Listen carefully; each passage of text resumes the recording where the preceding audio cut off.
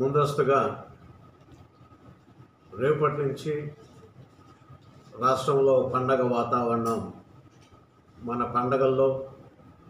ముఖ్యమైన పండగగా మనం పరిగణిస్తున్న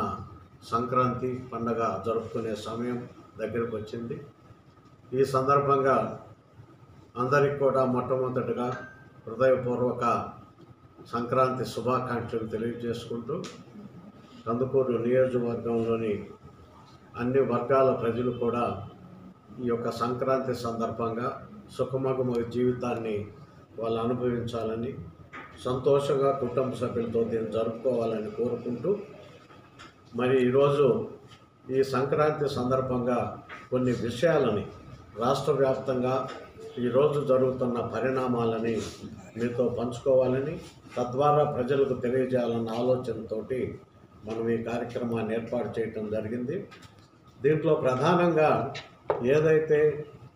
మనం ఇప్పటి వరకు జరుగుతున్న సంక్షేమ కార్యక్రమాల వరవడిని ఒకసారి మనం పరిశీలన చూస్తే, దేశంలోనే అతిపెద్ద సంక్షేమ కార్యక్రమాల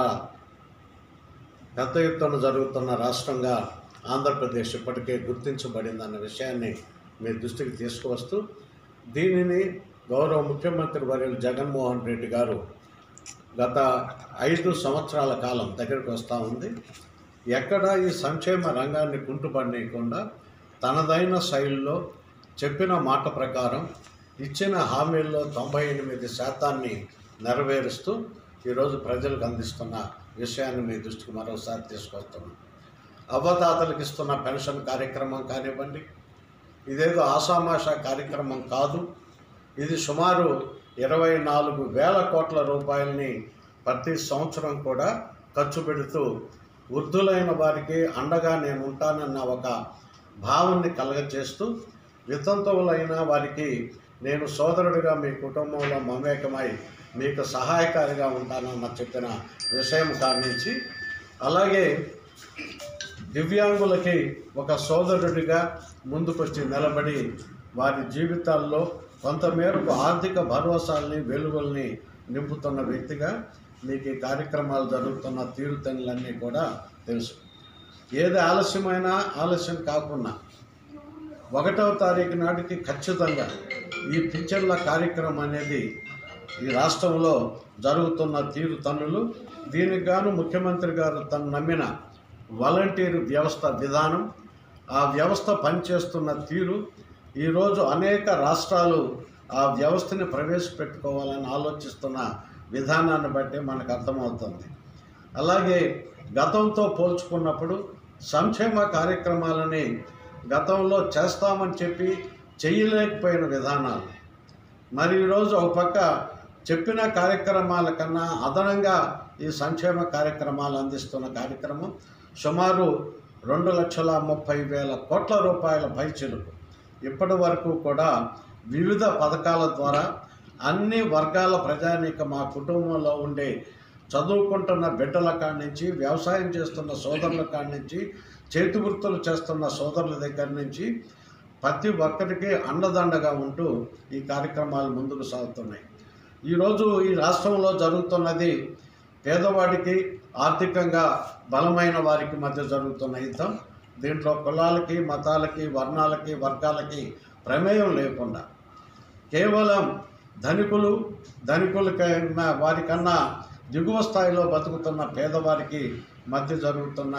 పోరే రేపు 2024 ఎన్నికలని చెప్పి ఈ సందర్భంగా గుర్తు చేస్తూ, పేదలకి అండగా నిలబడుతున్న జగన్మోహన్ రెడ్డి గారిని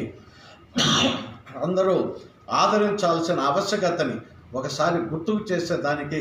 ఈ యొక్క సమయాన్ని తీసుకోవటం జరుగుతూ ఉంది. పేదలకు సంబంధించి వాళ్ళకి ఇంటి స్థలాల విషయంలో అయితేనేమి, గృహ నిర్మాణ విషయం అయితేనేమి, అసంపూర్తిగా ఉన్న టిడ్కో గృహాలని సంపూర్ణంగా అన్ని వసతులతో పూర్తి చేసే కార్యక్రమం అయితేనేమి, ప్రతి ఇంటికి నీటి కుళాయిలను ఇచ్చే కార్యక్రమం ఒక పక్క జయజయం కింద శరవేగంగా జరుగుతున్న కార్యక్రమాలు అయితేనేమి, నాడు నేడు కింద పేద పిల్లలు చదువుకుంటున్న పాఠశాలల రూపురేఖలను సంపూర్ణంగా మారుస్తూ, అలాగే ఆ బిడ్డలకు సంబంధించిన భవిష్యత్తు బాగుండాలని గోరుముద్ద లాంటి కార్యక్రమాలను తీసుకువచ్చి చక్కటి పోషక విలువతో ఆహారాన్ని అందిస్తున్న కార్యక్రమాలు, అలాగే ముఖ్యమంత్రి గారు చేపట్టిన ప్రతి కార్యక్రమం కూడా తూచా తప్పకుండా క్రమ పద్ధతుల్లో సమాన వాయిదాల్లో ఏదైతే చెల్లింపులు చేస్తామని చెప్పారో, కరోనా లాంటి విపత్కర పరిస్థితులను కూడా తట్టుకొని దేశం అలాగే ప్రపంచమే ఆర్థిక మాంద్యంతో ఉన్నప్పుడు కూడా వెరవకుండా ఇక్కడ తను చెప్పిన కార్యక్రమాల్ని అందజేసిన వ్యక్తి గౌరవ ముఖ్యమంత్రి వర్యులు జగన్మోహన్ రెడ్డి గారని ఈ సందర్భంగా తెలియచేస్తూ, ఈరోజు జరుగుతున్న రాజకీయ పరిణామాలని మనం చూస్తే నేను ఒక్కడనే పోటీలో ఉంటాను అని చెప్పిన మాట, నాకు పొత్తులతోటి వాటితోటి ప్రమేయం ఉండదు, నేను ఏకాకిగానే మా పార్టీ ముందుకు వస్తుందని చెప్పిన ధైర్యం ఉన్న నాయకుడు జగన్మోహన్ రెడ్డి గారిని ఈ సందర్భంగా తెలియచేస్తూ,